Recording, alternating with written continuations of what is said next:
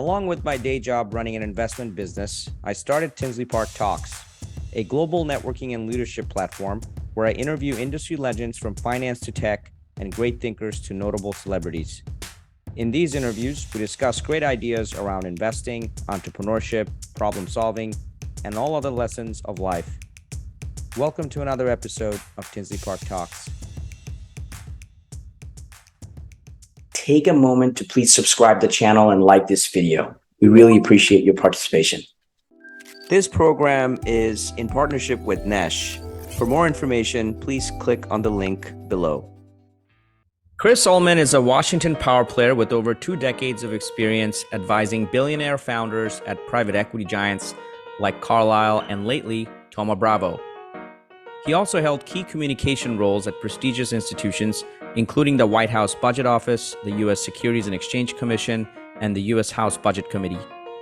In this episode, we'll discuss his recent book, 4 Billionaires and a Parking Attendant, where Chris shares inside stories and lessons from his career working closely with these billionaires and an exceptional valet parking attendant. But Chris isn't just about finance and politics. He's also known worldwide for his whistling skills. We're in for a special treat as he showcases his exceptional whistling skills towards the end of our interview. So say hello to the billionaire whisperer and 4-time whistling champion. Chris Ullman, welcome to the show. Najib, it is great to be here. I am so delighted and honored to be talking with you and your viewers. I love the bow tie you're wearing. I was hoping that Thank you would you. wear one. I tie it myself, of course, and I don't know if you can see, but these are cherry blossoms in the U.S. Capitol because I live in Washington, D.C. That's right. That's where you're from. And yeah, that's your signature style. I've seen your other videos before on YouTube and you always rock that tie. And I was hoping that you would wear it. So I'm glad you did. Chris, Thank you. thank you so much for taking the time today to join me. I know you have a really busy schedule. You're advising bigwigs, billionaires, folks with really important and crazy schedules, which means you as well.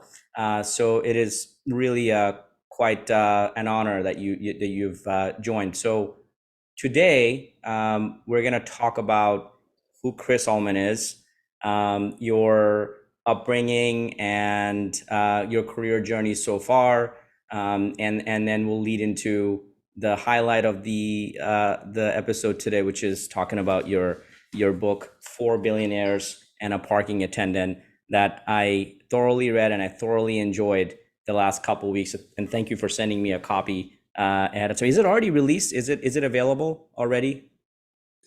It will come out on October 10th, available on Amazon for pre-order right now. And thank you for your interest. I really appreciate it. I want to get started, Chris, with your upbringing. In the book, you talk about having grown up in contented mediocrity. What do you mean by that?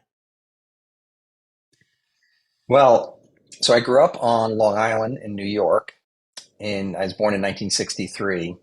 And I had this really powerful conversation with my father, not until college, where he said that he achieved more than he ever thought he would by the time he was in his late 40s. So he effectively stopped striving. And I thought that was like really kind of disturbing and interesting. And then it helped explain a lot of how I grew up.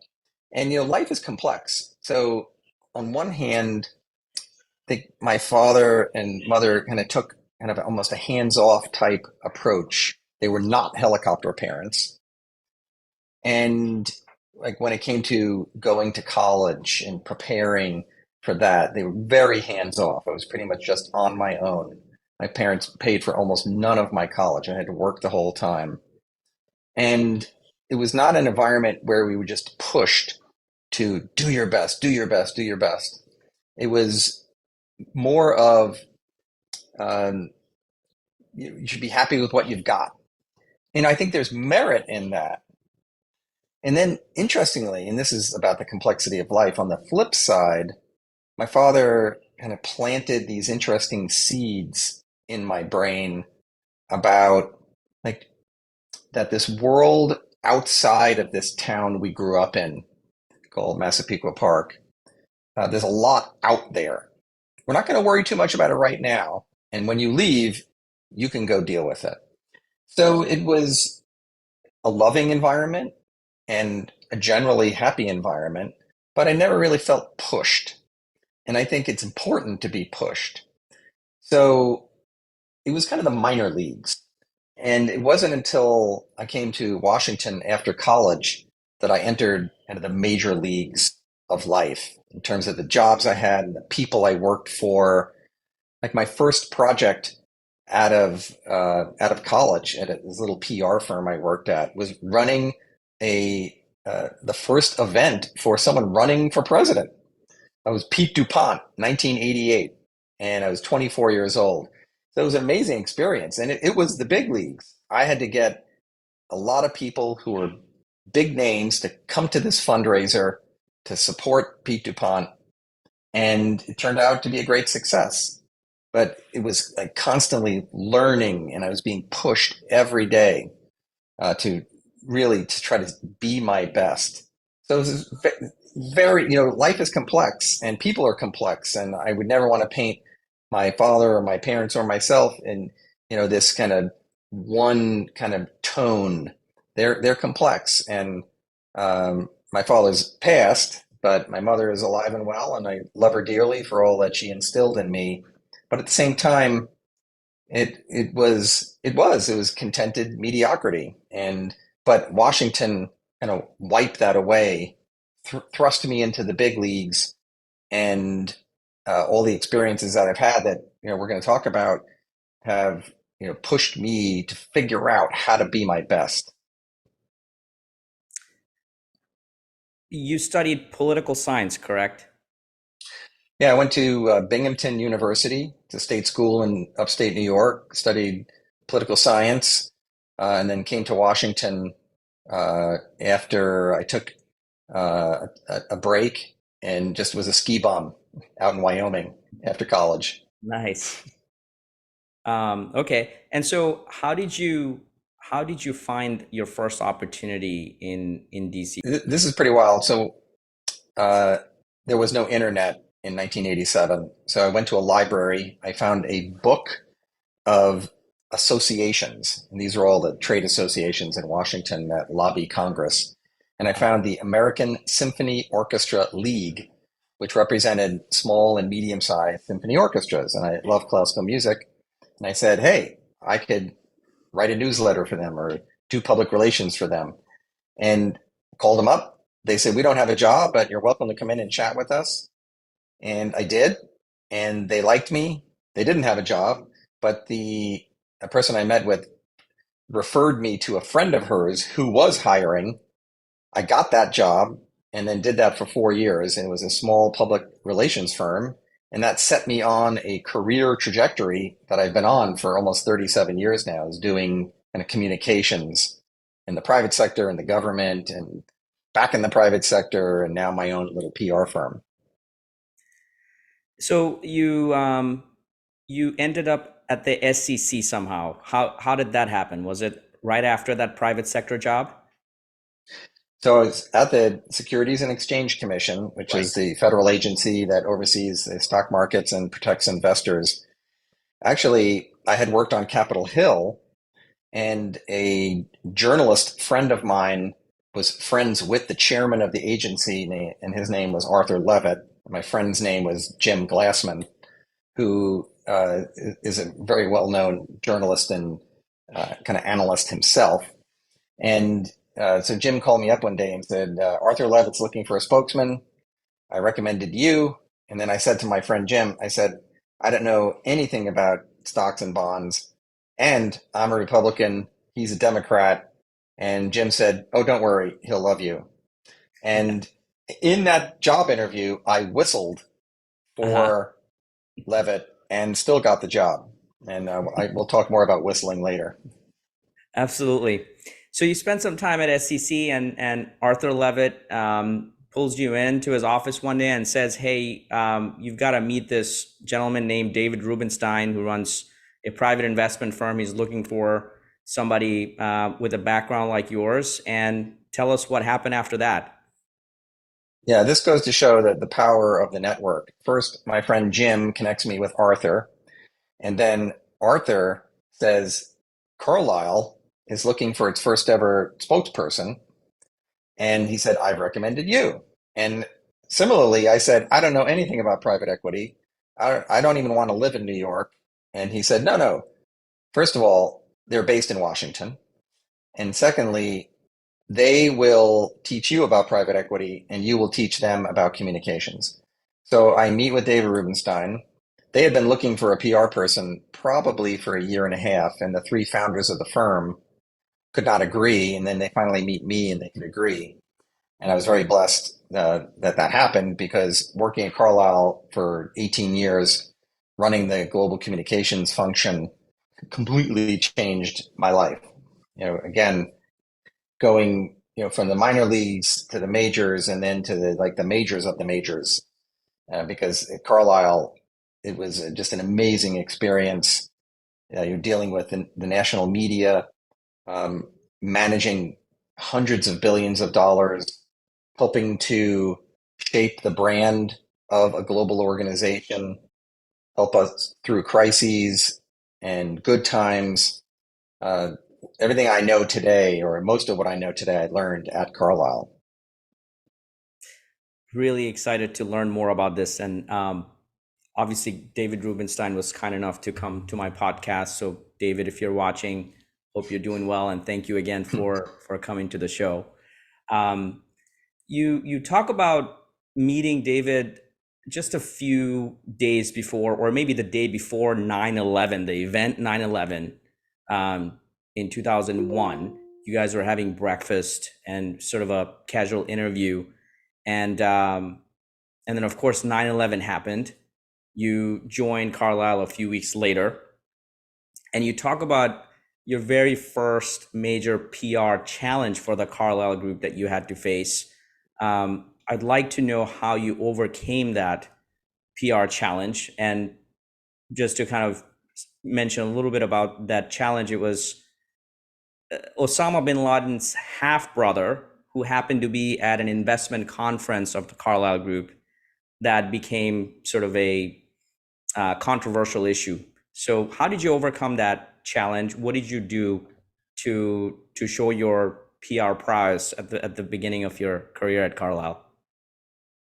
It was a pretty wild experience. So literally the day I joined Carlyle, the national media, international media, are fixated on the firm and alleging that Carlyle frolics with terrorists. And so prior to my joining, Carlyle did not have a communications person literally at all. If a journalist ever called, they would either not call the person back, or you'd have someone who didn't know what they were doing call the person back, which is never advisable. So I join, and we embark on kind of a mission of explaining who Carlyle is, what Carlyle is not. So in communication speak, the brand of the organization was impaired. For years, and even before the bin Laden situation, for years, people thought that Carlyle was kind of in bed with government officials and pulling the strings of government, and to get special favors from the Department of Defense and the like. And it was the silliest thing imaginable. And in the 18 years I worked there, that was the kind of the belief, especially in the early years. But no one ever had any proof. It goes to show that conspiracy theories can proliferate even if there's no proof to it. So, as a communicator, as a brand expert, our job was to turn the brand of the company around, sort of like an aircraft carrier. If you want to turn it literally 180 degrees, you get a tugboat and you push against the bow slowly, slowly, slowly. And eventually it will turn around. And that's what we did with the Carlyle brand, which is that we set up a website, first in private equity. We started talking to the media. We had our principals, including David Rubenstein, speak at conferences, go on TV. We told the world who we were, what we weren't, and then ultimately, and as an investor, you know this, Najib, that your returns have to be good. And Carlyle has always had an amazing buyout business. Of course, they've expanded into other products and credit, real estate, etc. But the buyout business was good, really good. So if you have a good underlying business and you are forthcoming about who you are and what you're not, and you actually engage with key constituencies, whether it's the media, your investors, the government, the public, you can actually turn your brand around.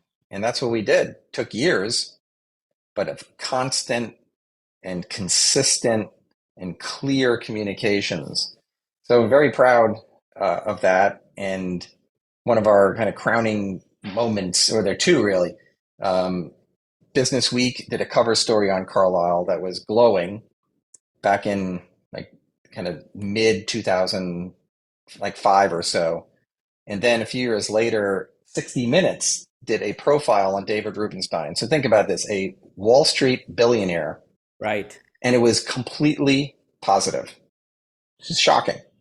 Shocking. So Yeah. I'm very proud of both of those and all the other things that my team of 12 globally were responsible for. We really turned that brand around. And of course, it's not because of us, it's because of the underlying performance of the firm. And then David Rubenstein being the face of the firm, out there all the time, talking about who we are, what we're not, how we add value, and the like. So it was an amazing journey. That's something I should write a book about someday. You do mention in the book about David giving a speech not that long after you joined Carlyle, where you had given him some feedback that was maybe a bit too honest. Do you wanna talk about that moment? This was a make or break career move.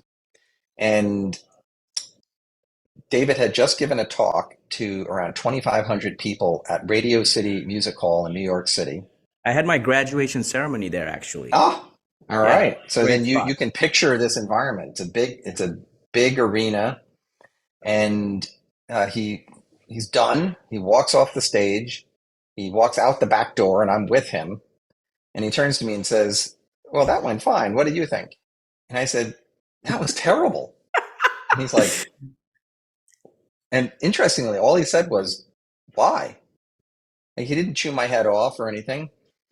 But what's interesting, and this is kind of the heart of being an advisor to your boss versus a message taker.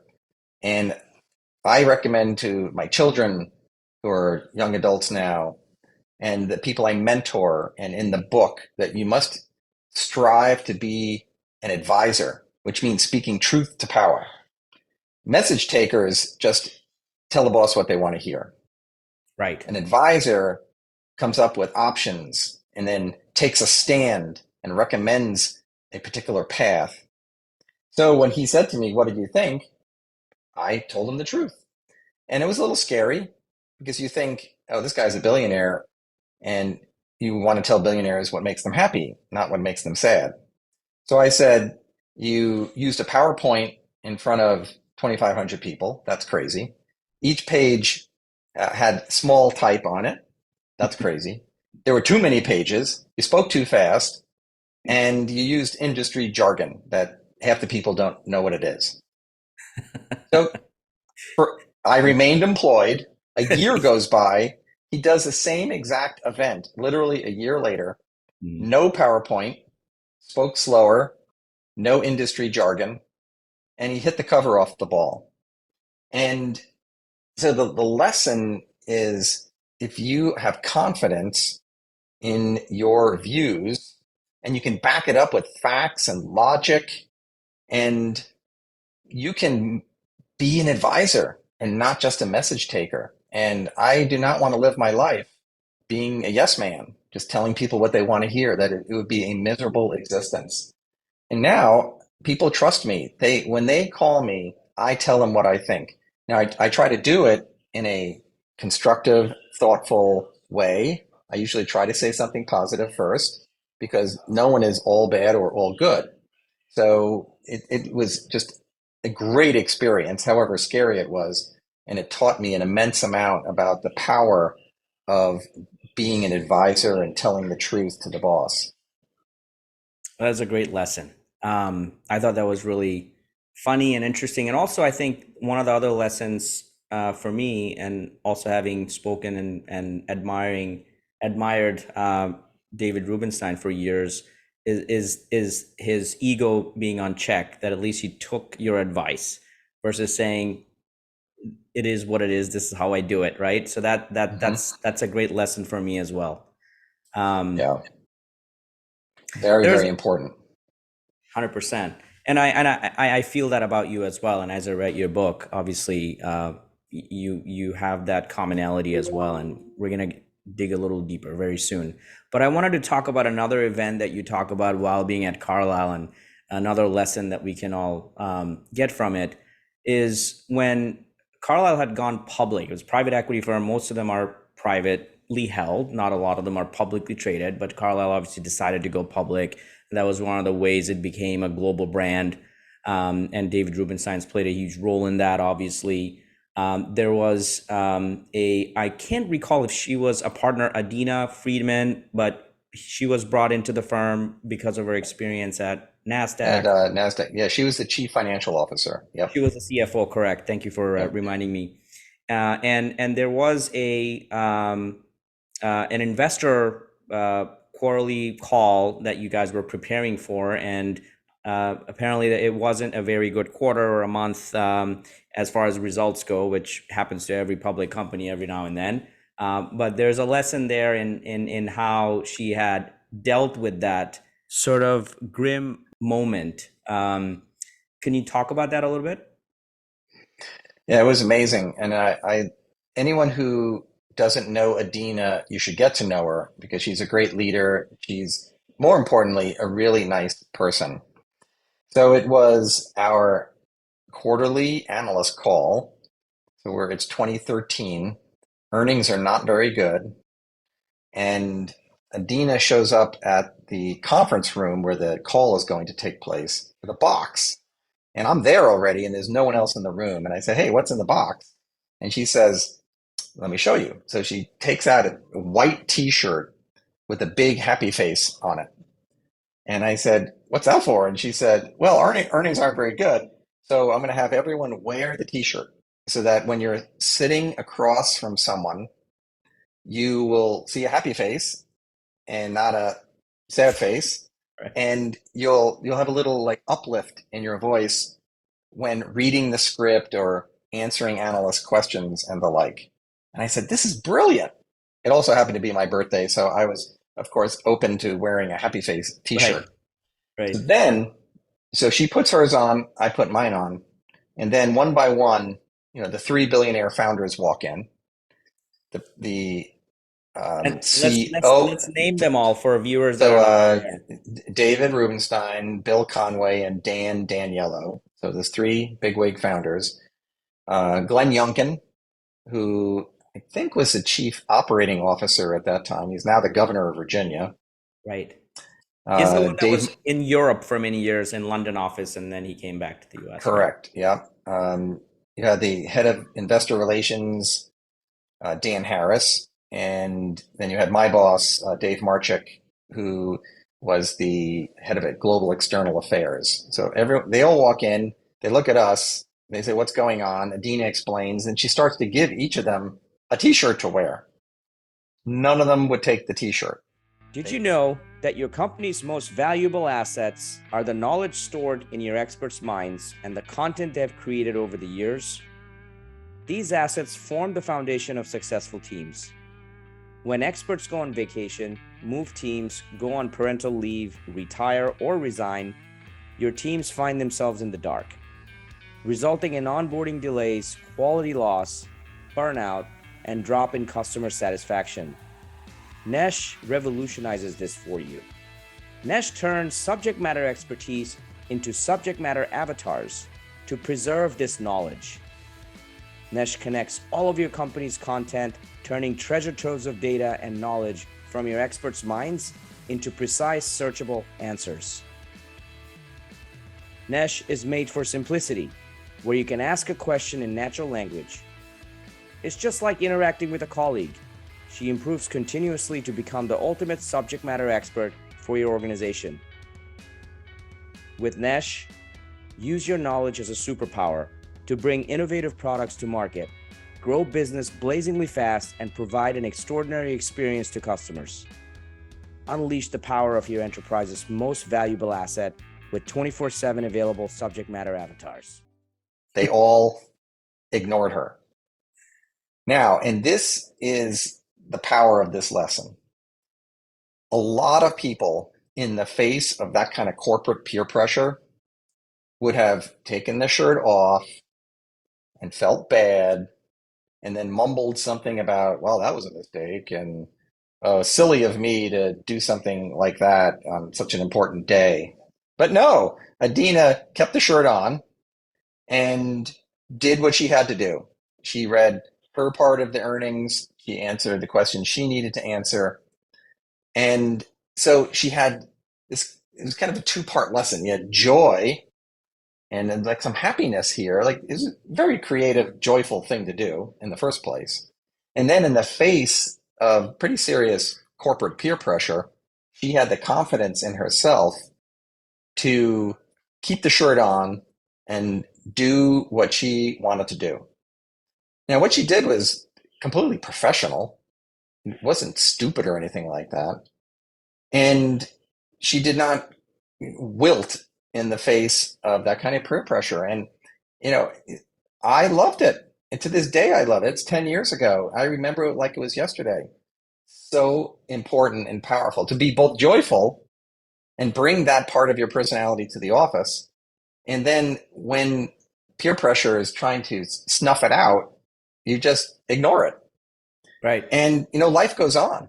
Right. You know, so it's a really important lesson. And I don't care if it came from a man or a woman, it's a great lesson. And, you know, a lot of women, you know, they pay attention to women when they become CEOs of, you know, S&P type companies, but men care too. I cared a lot. Adina brought this warmth and authenticity to her role, and I was inspired by it, and we are friends to this day, and just very blessed to know her and to see her in action like that. It was amazing. That's awesome. Now, Chris, if you could sum up the combined lessons from the three billionaires from Carlyle, how would you describe them? Well, if you combine all the lessons for the three founders in the book, there are 20 alone for Dave Rubenstein. So we're close to 30 lessons. You know, what they really capture is some of the kind of key traits that help someone succeed.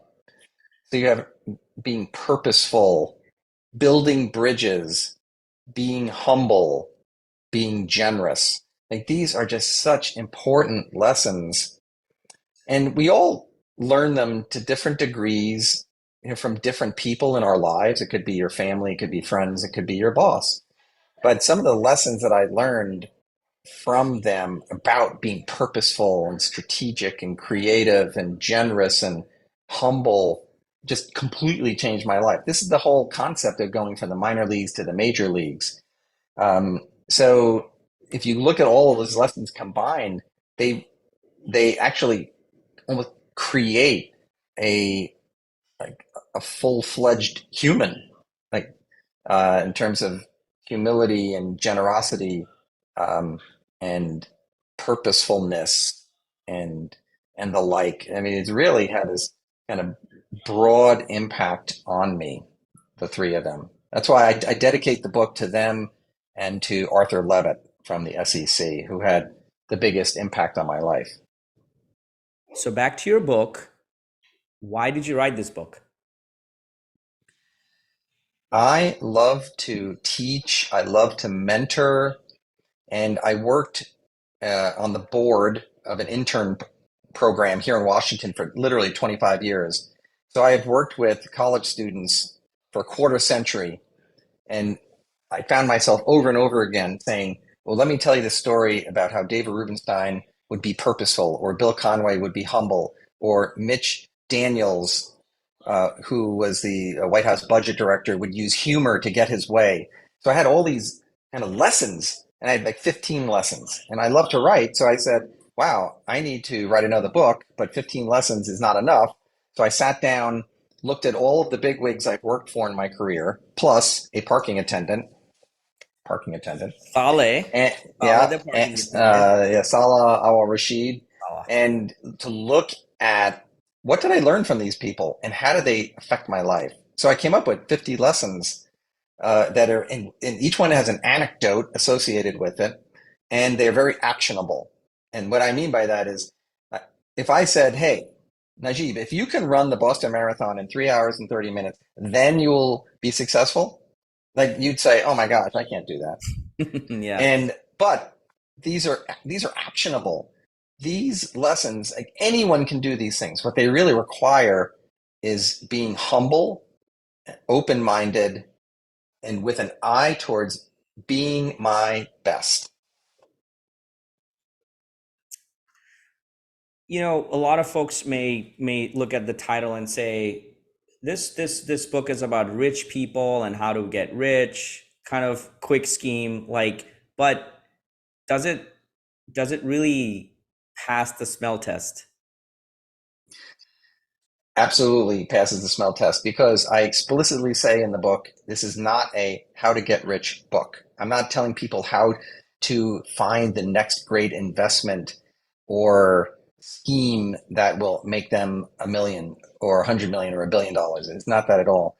It is literally ways of thinking and behaving that can help you, whether you are a secretary or CEO of a company and everything in between, help you how to think and behave to achieve what you want to achieve. And I actually define success in the book as making progress towards your objectives. I don't care what your objectives are. They're all different. I have mine, you have yours, your viewers and listeners, they have theirs as well. This is all about how do I define what my objectives are, and then how do I make progress towards them? And that's why I often talk about this in the context of how do I think and how do I behave that gets me further down that road towards my objectives. So if someone wants to be rich, like that's fine with me. I'm a capitalist. But if you're a teacher, I want you to be the best teacher you can be. Or if you're a hedge fund manager, I want you to be the best hedge fund manager you can be. If you're just a mom who wants to be the best mom, like the lessons in here have materially changed my life, the way I think and behave. Every day I employ the things I have learned from these 15 people, and they have radically changed the trajectory of my life and career. What did you learn from Salah? It's not Saleh, it's Salah. Excuse me Salah. for mispronouncing So his name. Salah, there are two lessons in the book that I consider to be the most important. Salah's lesson is choose to be happy. There's another lesson about gratitude, and we'll set that aside for now. So choose to be happy. So Salah is an Ethiopian immigrant of the Muslim faith, and he was a parking attendant in the building in Carlyle's office here in Washington, and he parked my car every day for 4 years. And no matter how hot it was, or how cold it was, or how dark it was, because he's underground, Salah was always happy. And it's very noticeable very quickly. But over time, you say, oh, wow, this guy's actually happy. What is going on? So I was like really touched by that, to the point where we became friends. And when he became an American citizen, I took my daughters to his naturalization ceremony, which was a beautiful, amazing thing. And if your listeners and viewers have never been to a naturalization ceremony, you must go. It captures the essence of of becoming and dedicating your loyalty to a new country. It's really an amazing thing to witness. Anyhow, so there I am. He parks my car. He's happy. And I then go up 40 feet to, the offices, and they're air conditioned and bright, and they're beautiful and modern. And you have all Right. these billionaires and centimillionaires. And I look at them and I say, I'm not sure how many of these people are happy. And Right. then Dave Rubenstein routinely says he doesn't know many happy rich people. And as a matter of fact, many of them are tortured souls. Yeah. And here's the guy in the basement who's, on the lower end of the income scale, who's happy.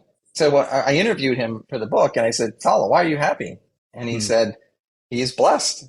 He said, my faith tells me to be grateful. It tells me to try to make the world a better place.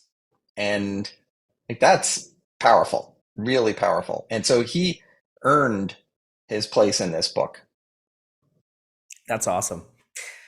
So I read the whole book. Obviously, there are 8 main strategies to talk about, but we don't have all the time today to cover all 8. But I picked 4 of those that resonated with me. So I'll go one at a time. Being purposeful. What does that mean? Purposeful is central to life, I believe. It is having an it. And what I mean by an it is, what are you driving towards in life? And are you driving towards anything? Having purpose is so important, because when you get up every day, you have choices to make. How am I going to spend my time? Am I going to go down the rabbit hole of social media? Or am I going to enrich my brain by learning? Am I going to spend my time thinking about other people through volunteer work, being nice to other people and the like? So it's having an it. So my it was becoming one of the best PR people I could be. Another it was becoming a world champion whistler.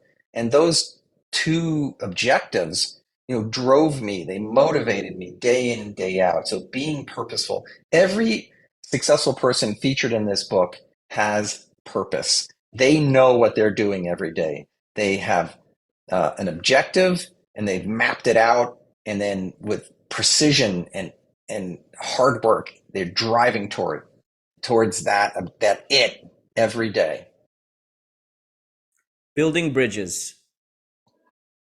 Building bridges is so important because everyone's different, and you have your view, I have my view. And since I'm here in Washington, you've got the liberals and the conservatives and the Republicans and the Democrats, and each side thinks they're right. And I don't know where the world is where I'm 100% right and you're 100% wrong. Like, where is that world? And you know what? It doesn't exist. So building bridges is critical to solving problems. And it also is central to appreciating and kind of harnessing the humanity of another person. There are several very powerful lessons in the book about building bridges. And it's so important. Like, a quick example was when Arthur Levitt was chairman of the Securities and Exchange Commission. He learned that the top Republican, opposite party to him, loved dogs, and Arthur loved dogs, not any kind of dogs, but Labrador retrievers. And I titled that lesson, "You have a dog, I have a dog, let's be friends." Be friends. And Yeah. this friendship over their dogs materially impacted their ability to work together as the Democratic chairman of the SEC and the Republican chairman of the Senate Budget Committee. And they actually built bridges to each other, respected each other as humans, got to know each other. Arthur is a mentor to Phil's son. They are close to this day. It's a beautiful story, and there are several others in there, other examples of politicians and others building bridges to get stuff done, because too often people just want to be right. They don't actually want to accomplish. Being authentic. Authenticity is something I talk a lot about with my clients. It's the kind of this part of, like, working to be you, not to be someone else, and not to check a bunch of boxes for how you're supposed to act. Salah, the parking attendant, was very authentic. He is a happy, smiley person who genuinely cares. And that type of authenticity, people feel it. And when you see someone who's authentic, you can't fake it. And that's really important to developing your own personal brand in the marketplace or the brand of an organization. And that means not just being happy, happy, happy all the time, but in terms of like a company just telling people all the good stuff, but like suppressing the bad stuff. I'm all about let's tell people who we are, the good and the bad, and let's explain the bad and then work towards making those things better. So authenticity is super, super important. And there are some great lessons in the book about that. Last one, thinking of others. This is really important. So imagine this. Bill Conway, who's a billionaire, would go to church every day at Carlyle. So he'd leave the office at 7:20 in the morning. And along the way to the church, it was a 10-minute walk, he would talk to his friends. And you'd say, wow, what are Bill's friends? They all go to church at 7:30 in the morning? No, these were homeless people. Bill got to be friends with the homeless people and just literally along the way. And he was scared at first because society tells us that they're dirty and they're on drugs and dangerous. But once Bill learned their names, one of his favorite people he met was named Lorenzo. He bought Lorenzo a pair of shoes. Then he gave $1,000 to a place that helps homeless people. Then he gave $10 million to them and more.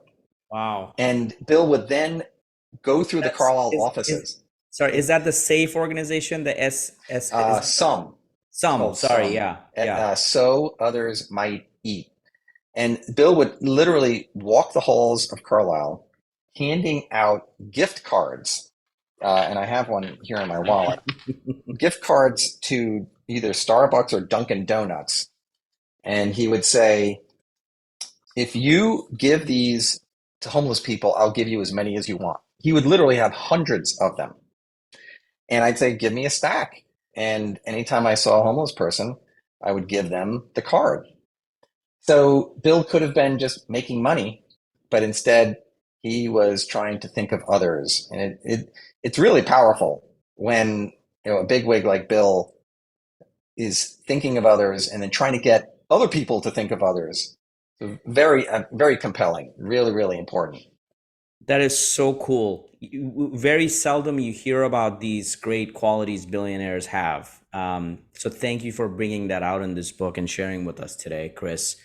I want to talk about this very unique quality you have, which is the ability to whistle. Not only that, the accolades you have of being 4-time national and international whistling champion. Tell us how you got into that. Well, whistling has been something I've been doing literally for 55 years. I started when I was 5 years old and I turned 60 not too long ago.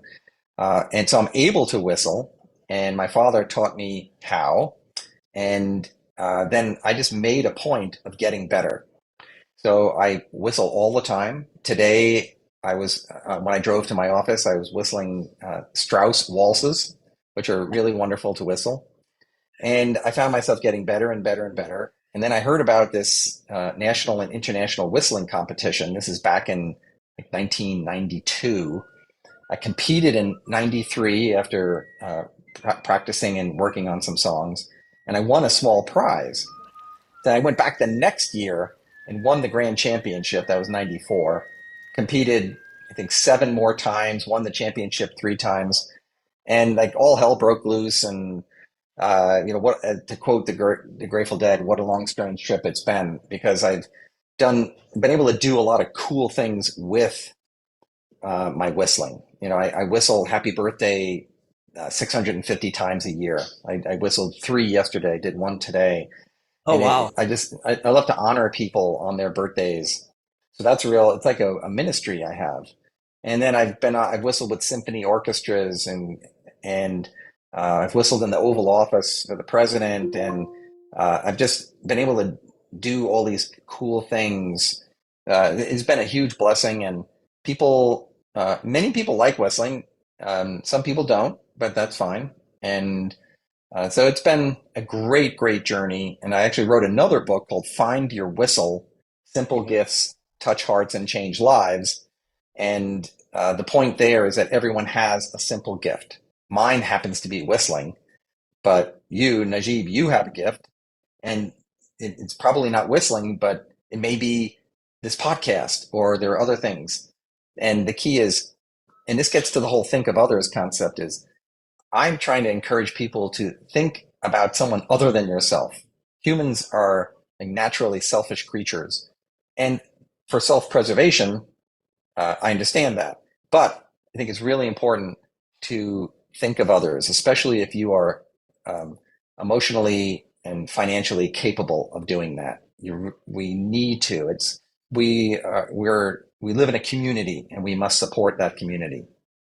That's awesome. I mean, I've seen some of your performances in the media. You were in Tucker Carlson when he was at Fox. You were at Jay Leno many years ago. We'll play some clips here while you're talking about it.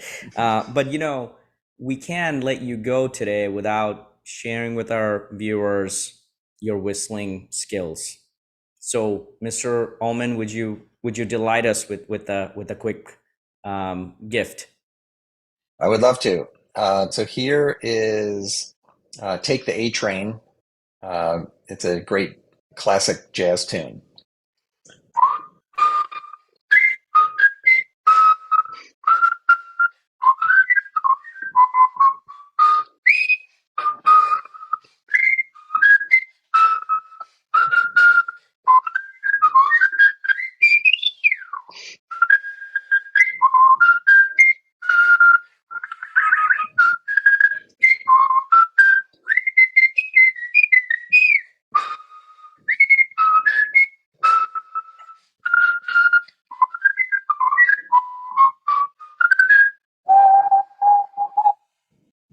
Wow.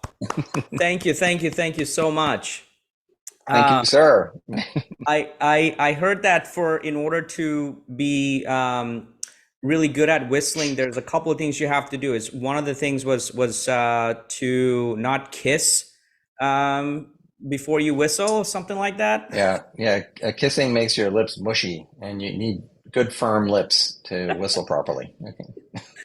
All right. Well, that was great. Look, I know we're running out of time, but I want to talk about a few takeaways from this interview, your life lessons from your career, and also obviously specifically from the book.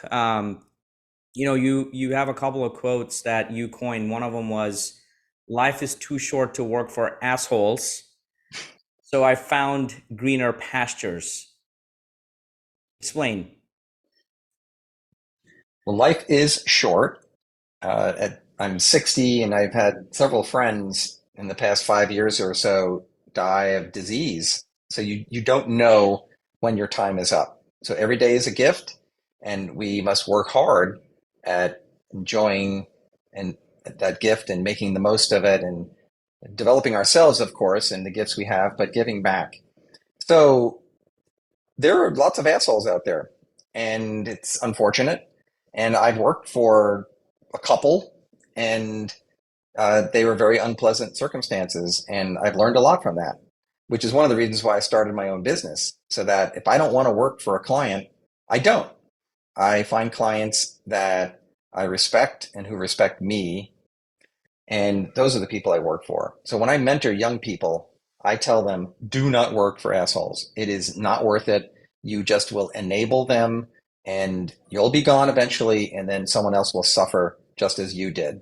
So, but I believe in supply and demand. So if there's no supply to work for the assholes, then they will eventually either learn a lesson or they will just go away.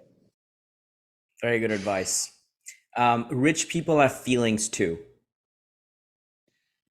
Having worked now for 4 billionaires and lots of fabulously wealthy people, they're not anywhere near as mysterious as a kind of a layman would think. A layman meaning someone who's never met a centimillionaire or a multi-billionaire. And they are just like everyone else. They just happen to have more money. They have fears, they have insecurities, They have egos, oftentimes really big egos. And when people would say to me, "Oh, what's it like to work for David Rubenstein?" I'd say, "The guy is a mad scientist genius. I mean, he is a genius. But you know, but they have feelings too. The things when they get attacked in the press, it hurts their feelings. The money does not make everything rosy. Now, it makes a lot of life easier. You don't have to worry about schools or housing or healthcare or food or elder care or childcare. You don't have to worry about any of those things. And that's amazing. And but they have feelings too. And Carlyle was under attack for years and often unjustly, and it hurt people's feelings. They'd say, "Don't people want to get to know us as humans?" And I've had people just say, "Listen, you're rich. I don't care if you have feelings." Now, Right. I don't think you should treat anyone that way. And we should acknowledge the benefits that come from wealth, but we should also treat people with dignity and respect, regardless of where they are on the income scale. 100%. Well said. As a seasoned communications professional that advised all these luminaries, what advice do you have for young people that are just trying to be leaders in their whatever profession? Learning to communicate effectively is central to being a leader. Because ultimately, leadership is about having a vision and then being able to communicate it effectively to people so that they will want to follow you. I mean, it's as simple as that. So yes, you must have a vision, but if you can't communicate well, whether oral communications, written communications, and just general, like your emotional quotient and how you deal with people, you will have a tough time getting people to join you in whatever the cause is, or the project, or the mission. So learning how to communicate is important. And then you say, well, how do people learn how to communicate? Well, I think you pay attention to effective communicators in terms of having a clear message of what you're trying to say, and then being very consistent with delivering that message, being thoughtful with how you're telling people and the means by which you tell them. A big part of what I do is help people and organizations communicate effectively. And so that's really about understanding who you are, who your audiences are, the means by which you communicate, and doing that in a very consistent way, just over time. So it's clarity and consistency over time is how to communicate, and then that is the key to being a leader, I think.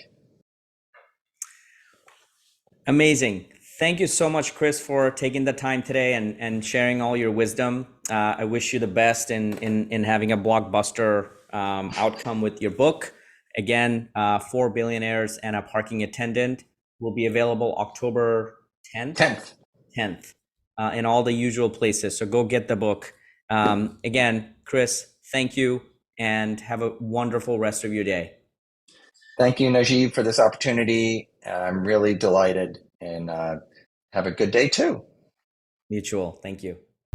Hey guys, if you liked watching this video, I think you'd also like these interviews that I've done in the past with people like Anthony Scaramucci of Skybridge Capital, David Rubenstein of the Carlyle Group, Carla Harris of Morgan Stanley, Aswad Damodaran of New York University, just to name a few.